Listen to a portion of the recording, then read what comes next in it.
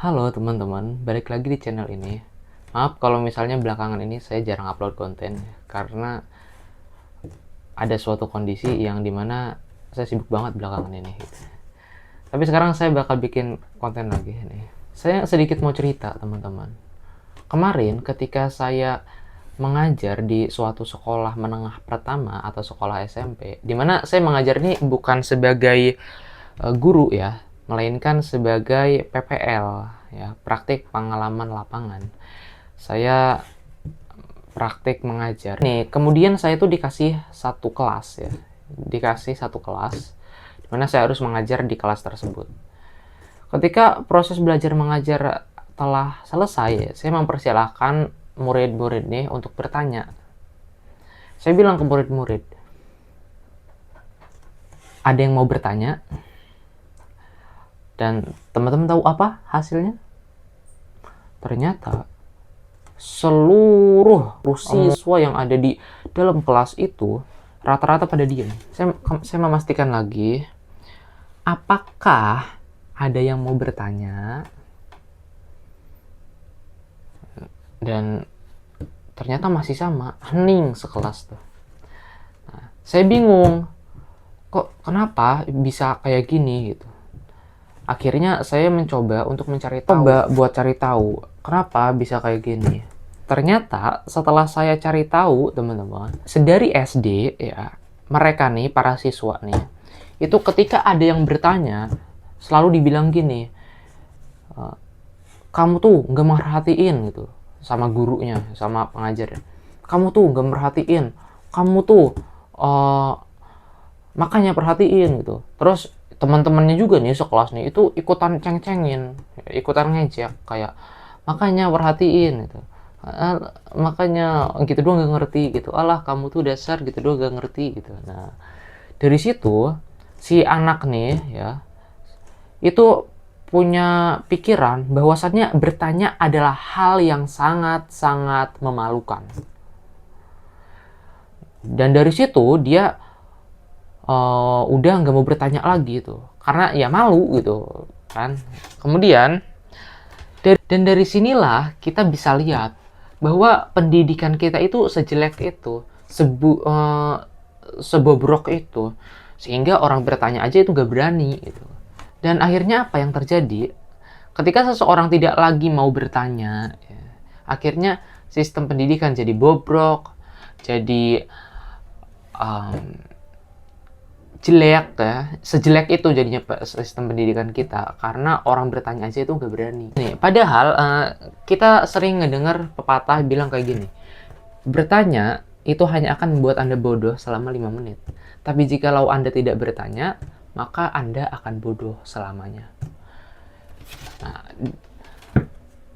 kita sering atau kita pernah mendengar pepatah seperti itu. Itu sangat umum di kalangan kita. Dimana kita ini harus banyak-banyak bertanya gitu kan. Jadi, akhirnya apa yang terjadi di dalam kelas tadi?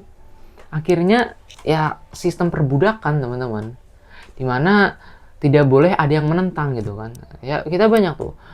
Ketika kita beda argumen dengan guru, dengan pengajar, ya maka kita dianggap pemberontak ya. Orang yang suka menentang gitu kan. Kita sering tuh seperti itu. Padahal proses pertentangan inilah justru yang menjadikan poin dalam proses belajar mengajar. Di mana didaktika itu dasarnya dialektika. Belajar mengajar itu memang harus ada pertentangan. Karena apa? Karena agar mereka bisa berpikir. Di mana definisi berpikir adalah berpikir bisa dikatakan berpikir jika ada yang menentang pikiranmu. Jadi memang harus ada pertentangan antar pikiran. Dan harusnya teman-teman, harusnya semakin banyak pertentangan di dalam kelas, semakin banyak pemberontakan di dalam kelas, itu semakin seru. Harusnya seperti itu. Dan kemudian teman-teman, ada salah seorang guru yang bilang sama saya tuh di sini tuh fungsinya untuk mengajar. Kemudian saya bilang, memang benar, Anda itu fungsinya untuk mengajar. Ya, memang benar, para guru itu fungsinya untuk mengajar. Tapi menurut saya, Anda tidak lebih dari sekedar bidan. Karena apa? Karena nggak jauh berbeda dengan bidan, teman-teman. Ya, jujur aja, profesi guru itu nggak jauh berbeda dengan bidan. Nah, di sini saya bakal kasih alegori, teman-teman. Ketika ada seorang ibu melahirkan seorang anak, dan proses persalinan ini dibantu oleh seorang bidan.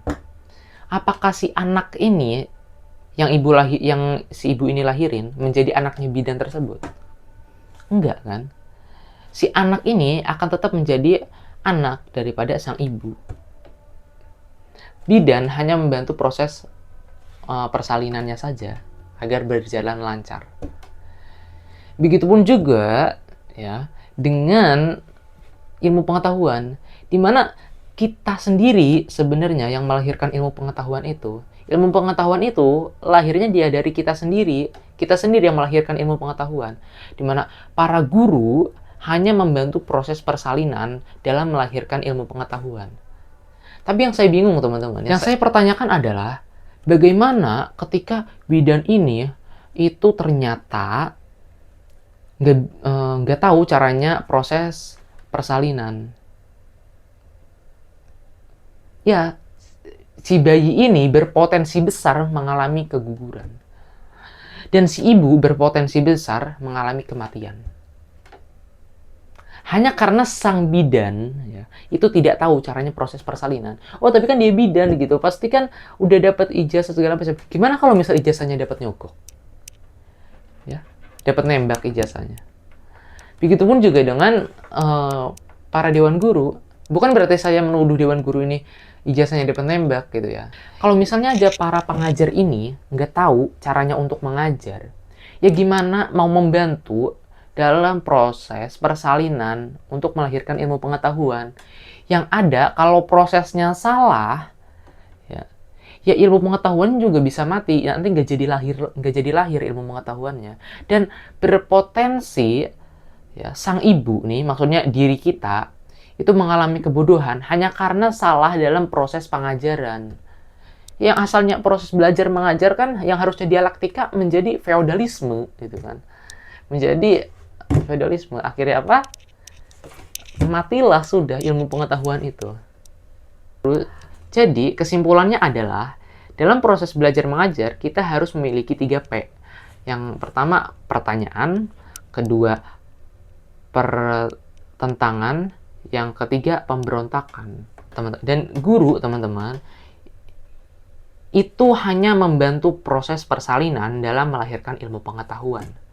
Bukan mendoktrin, bukan memperbudak seseorang tersebut. Kalau misalnya sistem pendidikannya aja salah, ya kita sekarang melihatlah kayak pokoknya gini, guru itu ngejelasin apa yang udah ada di buku. Jadi kita dipaksa jadi mesin pencetak. Ya kalau misalnya sistem pendidikannya salah, ya maka matilah sudah ilmu pengetahuan itu. Kalau misalnya proses ngelahirinnya aja itu nggak bener, ya maka si bayi dan sang ibu itu bisa terancam mengalami kematian.